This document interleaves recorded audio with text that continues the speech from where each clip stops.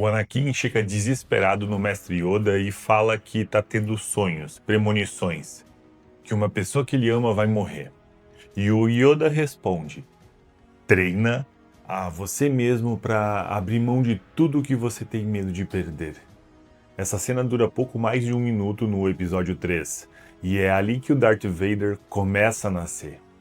Porque logo depois, outro cara chega perto de Anakin e oferece o contrário disso. Fala que existe um jeito de ela não morrer. E é aqui que quase ninguém aponta. Os dois conselhos estão errados. E os dois são a mesma fuga, só que com roupa diferente. O Anakin não virou um vilão por ambição. Ele virou porque ninguém nunca ensinou a ele a fazer a única coisa que faltava. Segura essa cena do Yoda aí, porque eu vou voltar nela depois. Para entender o tamanho disso, tem que voltar lá no começo. A primeira vez que a gente vê o Anakin. Ele é um menino escravo lá em Tatooine. Ele e a mãe dele são propriedade de um sujeito. Não tem liberdade, não tem nada, tem um ao outro. E aí aparece um Jedi e leva ele embora. Só ele, a mãe fica. E na despedida, a Shmi fala a frase mais dolorosa do filme. Ela pede para ele não olhar para trás. Ele corre, para lá no meio do caminho e olha para trás. Pouco tempo depois, o conselho testa esse menino. O Yoda percebe na hora. Diz que sente muito medo nele. O Anakin nega e o Yoda completa sozinho. Medo de perder ela. Repara que o Yoda diagnosticou certo no primeiro dia. Guarda isso porque vai importar daqui a pouco. 10 anos se passam e o pesadelo do menino vira realidade. O Anakin começa a sonhar com a mãe dele sofrendo. Volta para Tatooine e chega tarde. Ela morre no colo dele. E aí ele faz uma promessa. Fala que vai ser o Jedi mais poderoso que já existiu. E que vai aprender a impedir as pessoas de morrer. Presta atenção no que ele prometeu ali. Não foi ficar mais forte, não foi se preparar melhor. Ele prometeu acabar com a perda. E eu sei que soa distante, mas você já fez uma versão bem pequena disso. Não com a força, com controle mesmo. Ligando 3 vezes para ver se a pessoa chegou, ficando num emprego ruim porque sair é arriscado, segurando uma relação que já acabou faz tempo. Ó, antes da gente entrar na parte principal, deixa eu te pedir uma coisinha aqui rápida. Se essa última parte te acertou de algum jeito, deixa o seu like e se inscreve nesse canal. Leva 2 segundos e é o que faz esse vídeo chegar em quem precisa ouvir isso hoje.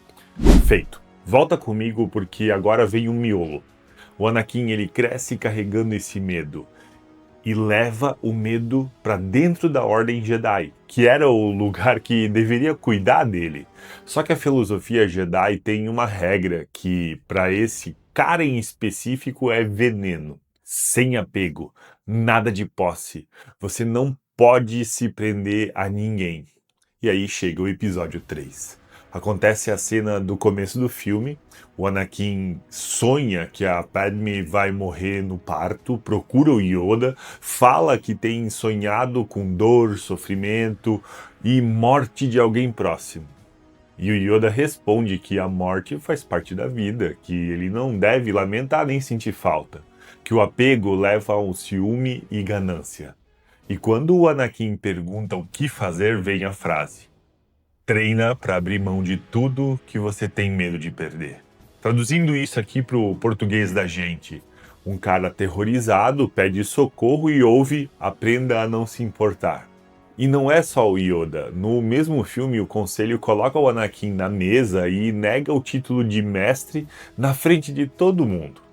Depois, pede para ele espionar o chanceler, que é quebrar o próprio código que eles cobram dele. Desconfiança, humilhação e uma exigência que eles mesmos não cumprem. E é aqui que a ciência estraga o conselho do Yoda. Em 1987, um psicólogo chamado Daniel Wegner fez um experimento simples, que nós vamos fazer aqui agora. Pediu uma só coisa para as pessoas que estavam no teste: não pensem num urso branco. Podem pensar em qualquer outra coisa, menos nisso. Faz o teste agora, enquanto você me escuta. não pensa num urso branco. Não dá.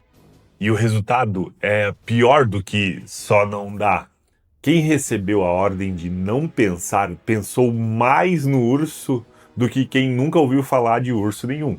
E depois, quando liberaram, pensaram ainda mais. Wegener chamou isso de efeito rebote. Tentar não sentir uma coisa é uma forma de ficar vigiando ela. E vigiar mantém a coisa acesa no seu cérebro. Agora aplica isso pro Anakin. Os Jedi passaram 13 anos mandando ele não temer a perda. Aquilo não era um treino, era um urso branco de 13 anos. Cada vez que ele tentava não sentir, ele reforçava exatamente o que tentava não sentir. E tem um detalhe cruel nisso tudo. Ele não podia nem falar sobre isso, porque o medo dele era proibido dentro da ordem. Então ele escondeu. E o que fica escondido não some. Só perde a supervisão. E é exatamente aí que o Palpatine entra. Não como um monstro, como a única pessoa que o escuta. Repara na jogada, porque ela é bem fina, bem sofisticada. Enquanto os Jedi mandavam ele não sentir, o Palpatine validava tudo. Falava para ele confiar nos próprios sentimentos, falava que ele era o Jedi mais talentoso que ele já tinha conhecido. Falava que o conselho estava usando ele. E boa parte disso era verdade. Manipulação boa não é mentira. A verdade usada na hora certa. Aí, numa noite de ópera, vem a isca. O Palpatine conta a história de um Sith que tinha aprendido a impedir as pessoas que ele amava de morrer. E deixa a frase no ar. Olha a precisão. Ele não ofereceu o trono, não ofereceu um exército. Ofereceu a única coisa no universo que compra aquele homem. E o Anakin morde na hora. Agora para tudo e compara as duas ofertas que ele recebeu na vida. O Yoda falou para ele não se importar. O Palpatine falou: você nunca vai precisar perder. Um mandou amputar o sentimento. O outro prometeu eliminar o risco. Nenhum dos dois ensinou a terceira coisa, que na verdade é a única que existe de verdade: amar sabendo que você pode perder. E mesmo assim, não virar refém disso. E aí a gente vê a conta chegar. Quando isso acontece, o Anakin já não é um menino de Tatooine. Ele passou 3 anos numa guerra como general. Anos matando gente deixam qualquer um mais barato de comprar. E aí chega Mustafar. Ele já virou o Vader, já matou os aprendizes no templo, já fez tudo o que precisava fazer para garantir que a Padme vivesse. E ela vai atrás dele. Atravessa a galáxia e pede para ele voltar. E o que ele faz com a mulher pela qual ele destruiu o mundo? Ele aperta o pescocinho dela. Não por maldade, por desconfiança. Ele vê o Obi-Wan saindo da nave e conclui que ela traiu ele. O mesmo medo que fez ele querer salvar ela é o que faz ele atacar ela. E depois, já dentro da armadura, ele pergunta pela Padme. O Palpatine responde que, na raiva dele, ele mesmo matou ela. Aquele grito não é o vilão perdendo, é um cara descobrindo que virou exatamente a perda que passou a vida tentando evitar. E tem um último detalhe: a armadura que mantém ele vivo é a mesma coisa que prende ele. Mais de 20 anos ali dentro, sem tirar o capacete, sem ver o rosto de ninguém com o próprio olho. Aquilo não é um castigo, é o que a gente faz. O que você constrói para não ser machucado de novo costuma virar a coisa que te impede de viver. E no último filme acontece a única coisa que salva ele. Vader vê o Palpatine matando o Luke.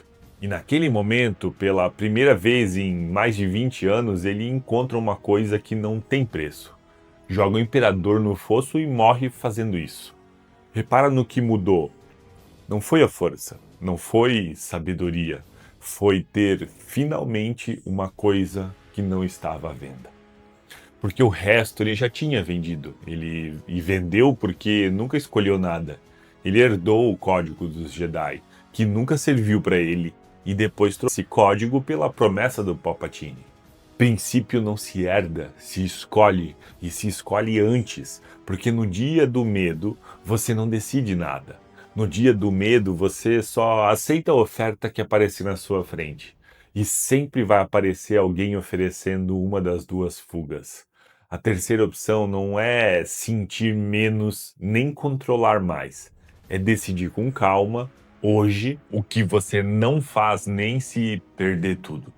É sobre isso que eu escrevi no Inegociáveis, inclusive. O link tá aqui na descrição. E se você quer um personagem que faz escolha contrária, tem esse vídeo aqui do lado.